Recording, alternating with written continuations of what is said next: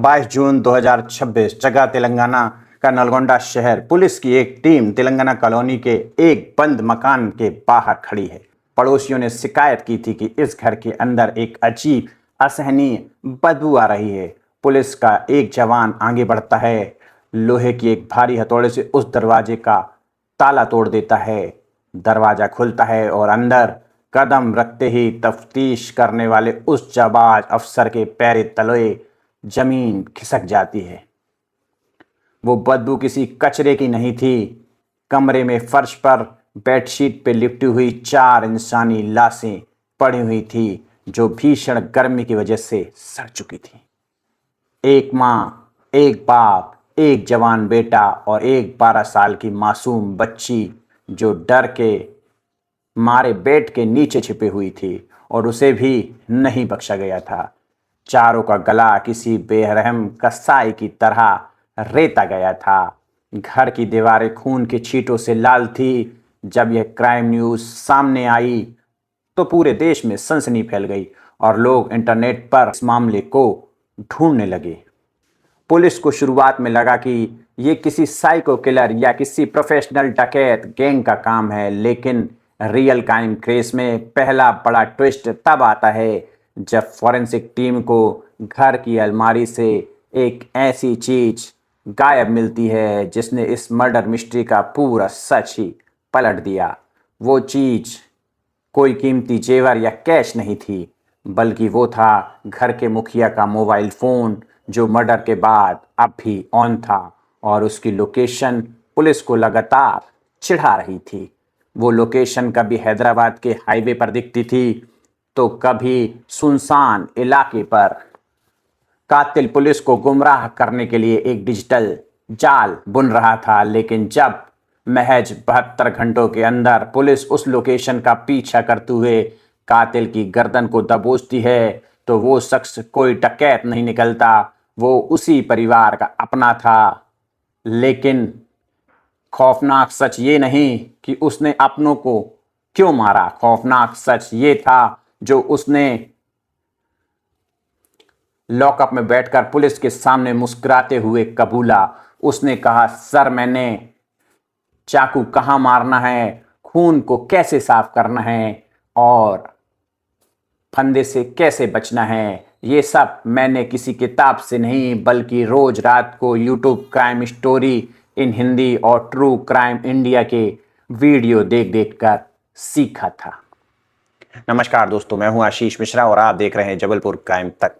चलिए वक्त के पहिए को थोड़ा पीछे घुमाते हैं और चलते हैं इस मर्डर मिस्ट्री से ठीक 3 महीने पहले। नलगोंडा के इस मकान में रहने वाले 45 साल के मोहम्मद सुल्तान बैग बनाने का एक छोटा सा कारोबार करते थे। उनकी बीवी हसीना एक टीचर थी। पूरा शहर परिवार की शराफत की मिसाल देता था। उनका 20 साल का बेटा मुजमिल कॉलेज में पढ़ता था और उनकी 12 साल की मासूम बेटी अपनी किताबों की दुनिया में खोई रहती थी। लेकिन इस हंसते खेलते परिवार पर हैदराबाद पर बैठे एक शख्स की काली नजर लग चुकी थी। वो थे सैयद असलम, जो रिश्ते में हसीना का भांजा और दामाद था।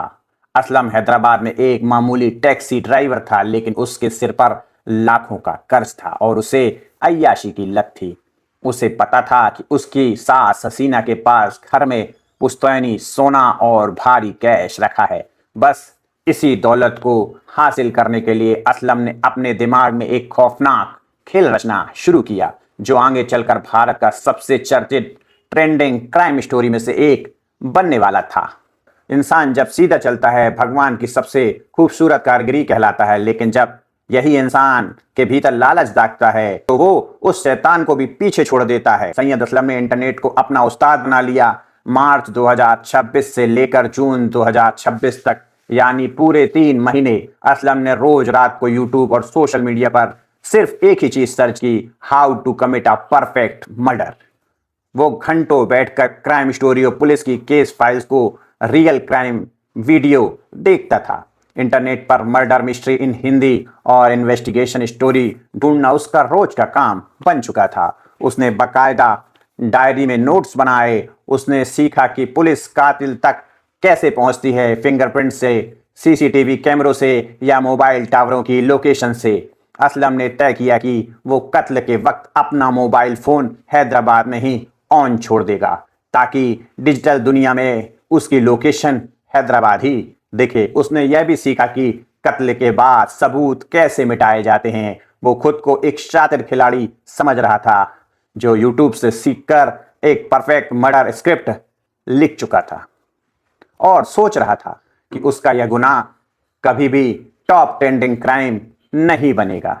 19 जून 2026 की काली रात असलम हैदराबाद से एक धारदार चाकू खरीदता है और उससे अपनी गाड़ी से नेलगोंडा के लिए निकलता है। रात के सन्नाटे में वह नेलगोंडा पहुंचता है और सुल्तान साहब के घर के बाहर छिपकर सुबह होने का इंतजार करता है। यही हकीकत किसी भी रियल हॉरर स्टोरी से कहीं ज्यादा भयानक थी। 20 जून की सुबह जैसे ही हसीना के घर का दरवाजा खोला, असलम ने बिना एक पल गवाए उन पर हमला कर दिया और उनका गला रेत दिया।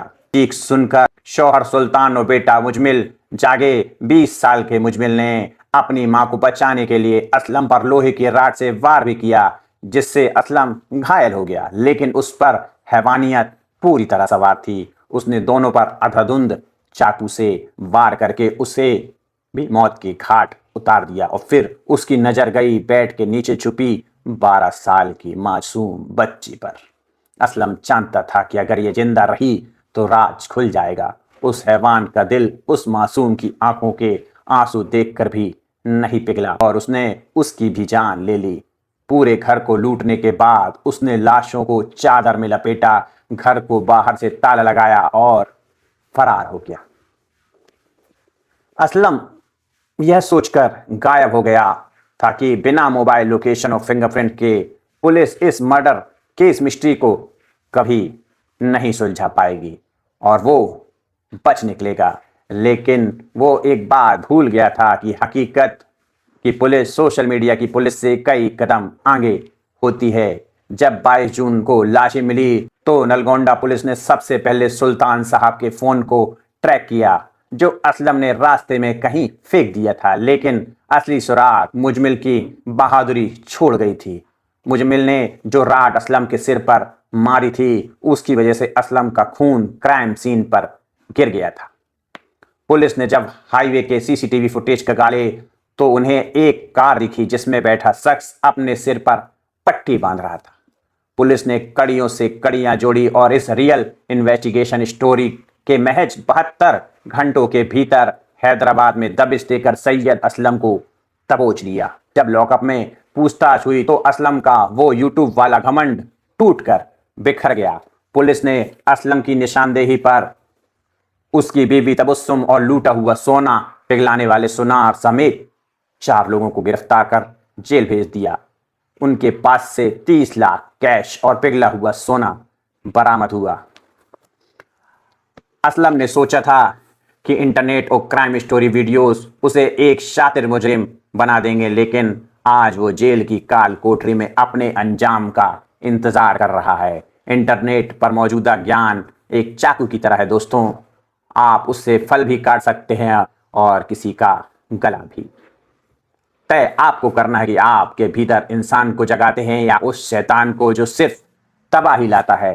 सुल्तान साहब का वो हंसता खेलता परिवार तो वापस नहीं आ सकता, लेकिन उम्मीद है कि अदालत इस हैवान को ऐसी सजा देगी जो एक मिसाल बनेगी। इस खौफनाक वारदात पर आपकी क्या राय है, कमेंट में जरूर बताइएगा।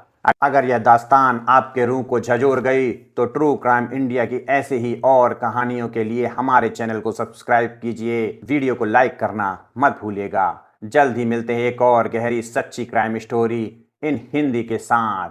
अपना और अपने परिचितों का ख्याल रखिए, सतर्क रहिए। जय हिंद, जय भारत।